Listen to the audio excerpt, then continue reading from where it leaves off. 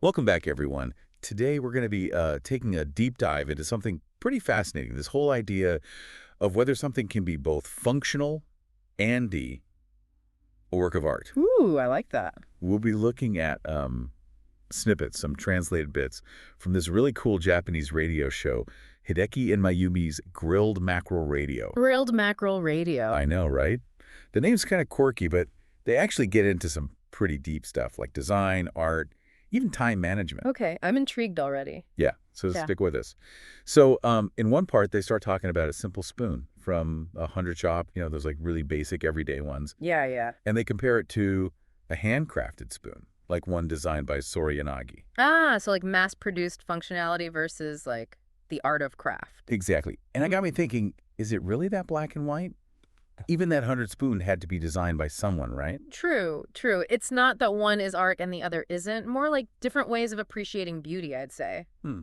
Like that basic spoon, it's all about efficiency, minimalism, it gets the job done. Right. But then you have the Yanagi spoon of like elevating the experience. Elevating how? Well, think about it. It's like the difference between grabbing a quick bite and having this like carefully prepared meal. So the function's the same, getting food in your mouth. Yeah. But the experience surrounding it, that's totally different. Exactly. It's the design, adding these layers of meaning. Meaning and even like enjoyment to something simple. Yeah, totally. And it's not just spoons, you know? Think about furniture, like Isamu Noguchi's stuff. It's like sculpture you can use. Oh yeah, Noguchi.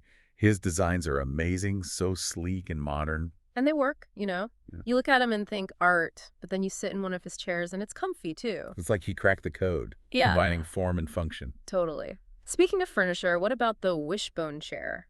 Classic design, right? Still so popular. Oh, absolutely. It's that timeless appeal proves good design lasts. It does. And it's like you get this extra satisfaction knowing something's beautiful and gonna last. Right, built to stand the test of time. Exactly. You know, Mayumi on the radio show, she tells this story about a Barcelona hotel. Oh yeah. Yeah, she's there sitting in this chair designed by Antoni Gaudi, the architect, and she's struck by how comfortable it is. Wow. Centuries old and still going strong. I know, right? Like it was designed so well, it's still relevant today. It makes you think, all that thought put into making something that lasts, it's like the designer's having a conversation with the future. That's deep.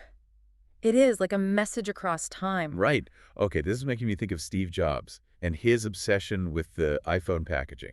Oh, yeah, the whole unboxing ritual. Wasn't it like hundreds of people testing how the box felt to open? I mean, it's cardboard. Sounds crazy, but it shows how much they cared about the details. Yeah, but I think it was more than just details, wasn't it? Like, he wanted you to feel a certain way when you opened that box. Oh, totally. He knew even the packaging was part of the whole experience. The experience. So he's not just selling a phone, he's selling this feeling. Exactly, like luxury quality right from the moment you see the box. Clever marketing. Makes you wonder, did he see the packaging itself as art? Ooh, good question.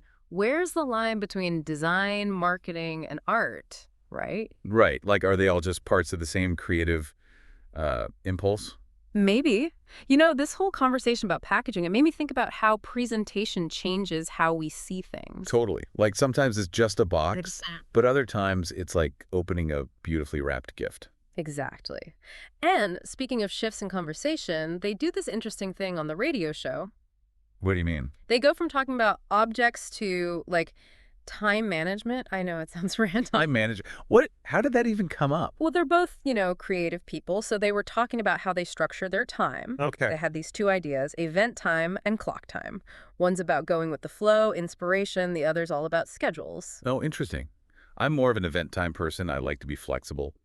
But I can see how a schedule could be freeing in a way. That's what Mayumi realized, actually. She didn't want to have a set time for their show at first. Really? Yeah, but then they settled on 11 a.m., and she found it actually freed up her time.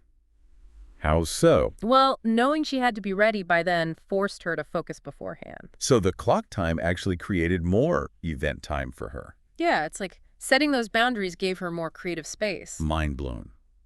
This is making me rethink my whole approach to time. What about you? You got a system? Oh, I'm a mix, definitely. Routines are good, schedules keep me on track, but I gotta have room for those event time moments too. It's like finding the right rhythm for your own creative process. Yes. And speaking of rhythm, this actually leads into another part of the conversation, the power of silence. Silence. Now that seems like a jump. It does. But trust me, it all ties together. We'll get into that next time. All right, now I'm really curious. Can't wait to hear more about this whole silence thing. Stay tuned. It's going to get interesting. So silence, huh? Didn't see that coming. Right. So Mayumi, she's talking about how she finds this, like, real peace in those quiet times. Quiet times like how? Like early mornings, or empty streets, that kind of vibe. Oh, okay, yeah. She even compares it to being on a plane, that focused quiet you get. I usually just zone out with music on flights, but I get what she means, like being away from the everyday chaos. Yeah, exactly. It's like the world just fades away, and you're just left with your thoughts.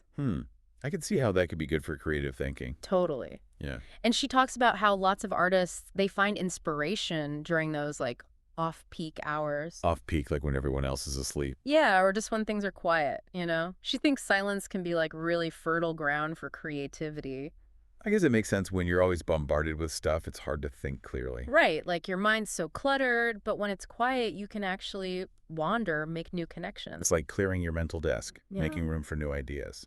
Exactly. And there's actually research on this. Silence helps your brain process stuff, even come up with new ideas. Wow, so it's not just about finding a quiet spot, but like cultivating inner silence too. Yeah, even if it's just for a few minutes, stepping away from all the input, letting your mind settle. This is making me think about how I work. I always have music blasting, thinking it helps me focus. Lots of people do that. But maybe I need some silence in my routine, huh? Maybe that's what I'm missing. It's worth trying. And, it kind of connects back to event time, those quiet moments. How so? Well, they're like unscheduled, right? So there's this potential for those spontaneous ideas to pop up. Oh, I see what you mean. It's not about planning every second. Right. It's about having space for both focused work and quiet time. Finding that balance, yeah, that seems key. And maybe that balance is the answer to the whole art in a function question we started with. Whoa, okay, explain that. Well, it's like that sweet spot between structure and spontaneity, action and thinking, noise and silence. That's deep. Makes you think about your own creative process, how you approach stuff. Totally. When do you feel most creative, by the way? Is it tied to a certain place or time of day? For me, it's got to be early mornings before the world wakes up. Oh, yeah. Yeah, there's just something about that stillness, like anything's possible. I get that. I like quiet spaces, too, like a library or a park bench, just to get away from the noise. It's like those quiet spaces, especially in nature, they spark something. They do. It's like connecting to something bigger, Yeah, like in those moments of quiet, we can actually hear ourselves think. Exactly. Maybe that's the real takeaway. Silence isn't just for being productive. It's for well-being, for creativity. It's not emptiness. It's like potential waiting to happen. Beautifully put. And on that note, I think we've done a pretty good job exploring this whole function, art, and time thing. Yeah, lots to think about. But before we go, we got to leave our listeners with something, right? Of course. So remember Mayumi wondering about embracing both event time and clock time? Right. We want to hear what you think. Could combining those actually be good? How would it change your creative process, your work, even how you see art?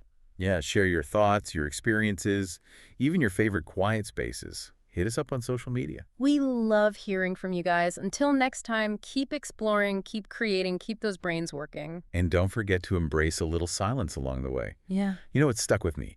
That thing Mayumi said about how even having a set time for the radio show, it kind of sparked new ideas. Yeah, it's like sometimes those clock time things, they lead to event time stuff you wouldn't expect. Totally. You'd think a strict schedule would, like, kill spontaneity, but for her, it did the opposite. It's kind of like, having a canvas to work with. That structure actually gives your ideas a place to go. Ooh, good analogy. It's not about less freedom. It's about having a framework for creativity. Exactly. And it makes me think, what about those unexpected things that happen, even when you do have a plan? Oh, yeah. Life throws curveballs all the time. And sometimes those curveballs, they take you to interesting places. They make you improvise, come up with new solutions. And isn't that where a lot of innovation comes from? When we got to think on our feet, adapt? It's like those unexpected things. They inject a little event time into our clock time world, forcing you to see things differently. And this goes back to silence, too, Maybe those quiet moments, they help us see those connections. It's like we can actually hear the inspiration when we're not so busy thinking, planning. Maybe the key is embracing both structure and spontaneity. Finding that balance, yeah. Planning, but also being open to whatever comes up. like a dance between the two, a rhythm that's planned and de-improvised at the same time. That's a beautiful way to put it. And that's what makes life so interesting, right? Creativity, too. It really is.